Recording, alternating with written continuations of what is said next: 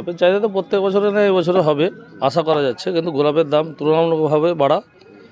আর আশা করি ধরনের গোলাপ আছে আপনার কাছে? বিভিন্ন রকমের গোলাপ, আমাদের লোকাল গোলাপ থেকে আরম্ভ করে ডাস গোলাপ, ব্যাঙ্গালোর গোলাপ যাকে বলা হয়, ব্যাঙ্গালোর গোলাপ প্রতিটা কালার পাওয়া যাবে, বিভিন্ন রকম মল্লিকা, কালারিং মল্লিকা, সব এ টু জেড সব পাবেন এখানে।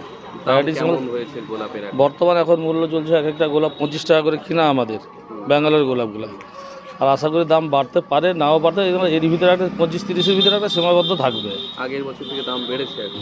হ্যাঁ, আগের বছর থেকে দাম একটু বাড়া।